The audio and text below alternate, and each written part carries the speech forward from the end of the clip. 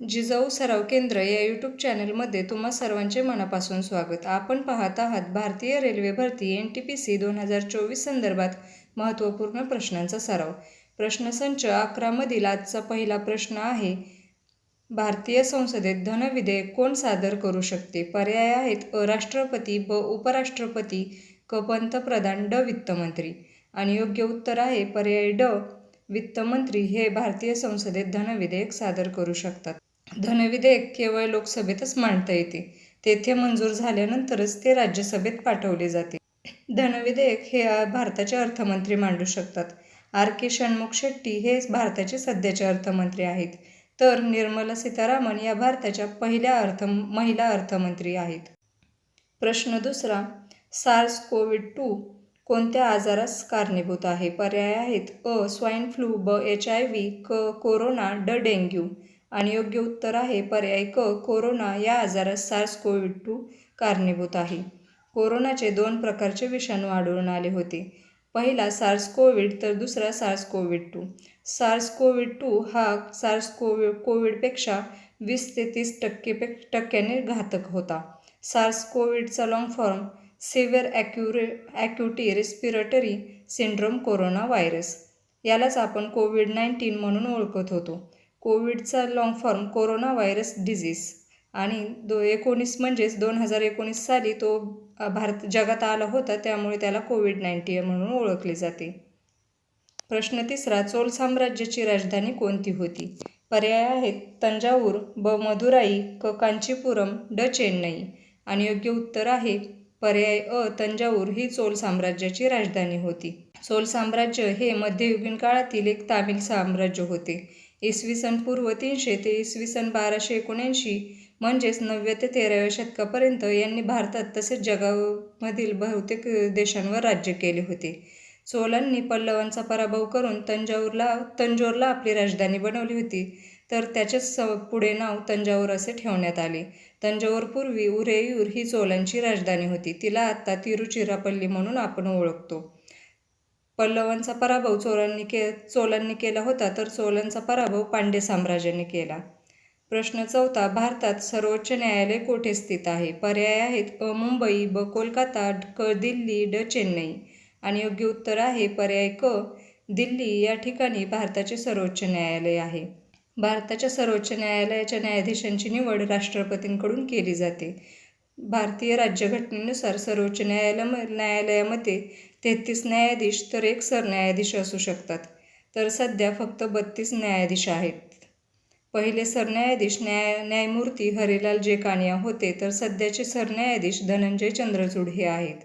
धनंजय चंद्रचूड हे नोव्हेंबर 2024 मध्ये सेवानिवृत्त होणार आहेत. वयाच्या 65व्या वर्षी सरन्यायाधीश यांची सेवानिवृत्त होऊ शकतात. प्रश्न पाचवा, माउंट एव्हरेस्टवर चढाई करणाऱ्या पहिल्या भारतीय महिला कोण होत्या? पर्याय आहेत अ. बचेंद्री पाल, ब. मिताली राज, क. पी.टी. उषा, ड. मेरी कॉम. आणि योग्य उत्तर आहे पर्याय अ. बचेंद्री पाल या भारताच्या माउंट एव्हरेस्टवर चढाई करणाऱ्या पहिल्या महिला होत्या. 1984 मध्ये त्यांनी माउंट एव्हरेस्ट पार केला. तर संतोष यादव यांनी माउंट एव्हरेस्ट 2दा पार केला. माउंट एव्हरेस्ट 2दा पार करणाऱ्या त्या भारतातील तसेच जगातील पहिल्या महिला होत्या. तसेच त्यांनी कांगशुंग फेसवरून माउंट एव्हरेस्ट पार केला होता, तर त्या कांगशुंग फेसवरून चढाई करणाऱ्या पहिल्या महिला ठरल्या आहेत. प्रश्न 6वा, भारतात वर्ल्ड हेरिटेज सिटी म्हणून मान्यता प्राप्त केलेले पहिले शहर कोणते आहे? पर्याय आहेत अ. आग्रा, ब. दिल्ली, क. जयपूर, ड. अहमदाबाद. आणि योग्य उत्तर आहे पर्याय ड. अहमदाबाद हे भारतातील वर्ल्ड हेरिटेज सिटी म्हणून मान्यता प्राप्त केलेले पहिले शहर आहे. भारतात एकूण 43 वर्ल्ड हेरिटेज साईट आहेत. त्यापैकी महाराष्ट्रात 5 आहेत. तर अहमदाबाद हे वर्ल्ड हेरिटेज सिटी म्हणून मान्यता प्राप्त केलेले पहिले शहर आहे. अहमदाबादला वास्तुशिल्पाचा वारसा लाभल्यामुळे या शहराला 2017 मध्ये युनेस्कोने वर्ल्ड हेरिटेज सिटीचा मान दिला. 2019 मध्ये जयपूरला वर्ल्ड हेरिटेज सिटी म्हणून घोषित करण्यात आले. भारतामध्ये अहमदाबाद व जयपूर ह्या 2 वर्ल्ड हेरिटेज सिटी आहेत. प्रश्न 7वा, भारतीय राष्ट्रीय काँग्रेसचे संस्थापक कोण होते? पर्याय आहेत अ. ए. ओ. ह्यूम, ब. बाल गंगाधर टिळक, क. महात्मा गांधी, ड. पंडित जवाहरलाल नेहरू. आणि योग्य उत्तर आहे पर्याय अ. ए.ओ. ह्यूम हे भारतीय राष्ट्रीय काँग्रेसचे संस्थापक आहेत. 28 डिसेंबर 1885 रोजी ए.ओ. ह्यूम म्हणजेच एलेन ऑक्टेव्ह ह्यूम तसेच दादाभाई नौरोजी दिनशा वाचा यांनी भारतीय राष्ट्रीय काँग्रेसची स्थापना केली. व्योमेशचंद्र बॅनर्जी हे भारतीय राष्ट्रीय काँग्रेसचे पहिले अध्यक्ष होते. मुंबई येथील महाविद्यालयात पहिले अधिवेशन भरवण्यात आले होते. प्रश्न 8वा. भारतातील सर्वाधिक लांब धरण कोणते आहे? पर्याय आहेत अ. नागार्जुन सागर धरण, ब. हिराकूड धरण, क. भाकरा नांगल धरण, ड. सरदार सरोवर धरण. आणि योग्य उत्तर आहे पर्याय ब. हिराकूड धरण हे भारतातील सर्वाधिक लांब धरण आहे. या अगोदर भारतातील सर्वात मोठे धरण पाहिले होते तर ते सर्वाधिक मोठे तसेच उंच हे टिहरी धरण आहे. ते जगातील सर्वात मोठ्या 10 धरणांपैकी एक आहे. सर्वात लांब धरण हिराकूड धरण असून त्याची लांबी 25.79 किमी आहे. सर्वाधिक मोठी धरणे ही भारतामध्ये महाराष्ट्र, मध्य प्रदेश तसेच गुजरात येथे आहेत. प्रश्न 9वा. अशोक चक्र कोणत्या क्षेत्रात दिले जाते? पर्याय आहेत अ. क्रीडा, ब. शांतता, क. शिक्षण, ड. शौर्य. आणि योग्य उत्तर आहे पर्याय ड. शौर्य या क्षेत्रात अशोक चक्र दिले जाते. डॉक्टर बाबासाहेब आंबेडकर यांनी गौतम बुद्धांच्या सन्मानाखातर अशोक चक्राची कल्पना सुचवली होती. भारतामध्ये अनेक प्रकारचे शौर्य पुरस्कार दिले जातात. त्यातीलच परमवीर चक्र, अशोक चक्र, महावीर चक्र, कीर्ती चक्र, वीर चक्र तसेच शौर्य चक्र हे आहेत. प्रश्न 10वा. भारतातील पहिल्या महिला मुख्यमंत्री कोण होत्या? पर्याय आहेत अ. इंदिरा गांधी, ब. सुचित्रा कृपलानी, क. सरोजिनी नायडू, ड. ममता बॅनर्जी. आणि योग्य उत्तर आहे पर्याय ब. सुचित्रा कृपलानी या भारतातील पहिल्या महिला मुख्यमंत्री होत्या. 1963 साली सुचित्रा कृपलानी यांनी उत्तर प्रदेशच्या तसेच भारतातील पहिल्या मुख्यमंत्री झाल्या. भारत स्वतंत्र झाल्यापासून भारतात 17 महिला मुख्यमंत्री झाल्या तर महाराष्ट्रात अजून एकही महिला मुख्यमंत्री झालेली नाही. प्रश्न 11वा. संयुक्त राष्ट्रसंघ म्हणजेच यूएनची स्थापना कधी झाली? पर्याय आहेत अ. 1942, ब. 1945, क. 1950, ड. 1960. आणि योग्य उत्तर आहे पर्याय ब. 1945 साली संयुक्त राष्ट्रसंघ म्हणजेच यूएनची स्थापना झाली. यूएन म्हणजेच युनायटेड नेशन्स. 24 ऑक्टोबर 1945 रोजी याची स्थापना झाली. राष्ट्रांमधील शांतता, सुरक्षितता तसेच युद्ध टाळून मैत्रीपूर्ण वातावरण ठेवण्याच्या उद्दिष्टाने या संस्थेची स्थापना करण्यात आली. या संस्थेमध्ये एकूण 193 देश सदस्य आहेत. प्रश्न 12वा. क्षेत्रफळानुसार भारतातील सर्वात मोठे राज्य कोणते आहे? पर्याय आहेत अ. राजस्थान, ब. महाराष्ट्र, क. मध्य प्रदेश, ड. उत्तर प्रदेश. आणि योग्य उत्तर आहे पर्याय अ. राजस्थान हे क्षेत्रफळानुसार भारतातील सर्वात मोठे राज्य आहे. राजस्थानचे क्षेत्रफळ सुमारे 3,42,239 चौरस किमी एवढे आहे. तर क्षेत्रफळानुसार सर्वात लहान राज्य गोवा आहे. त्याचे क्षेत्रफळ सुमारे 3,702 चौरस किमी एवढे आहे. सर्वात जास्त लोकसंख्या असलेले भारतातील उत्तर प्रदेश हे राज्य आहे तर सर्वात कमी लोकसंख्या असलेले सिक्कीम हे राज्य आहे. प्रश्न 13वा. राष्ट्रीय विज्ञान दिन कोणत्या तारखेला साजरा केला जातो? पर्याय आहेत अ. 14 नोव्हेंबर, ब. 15 ऑगस्ट, क. 28 फेब्रुवारी, ड. 5 सप्टेंबर.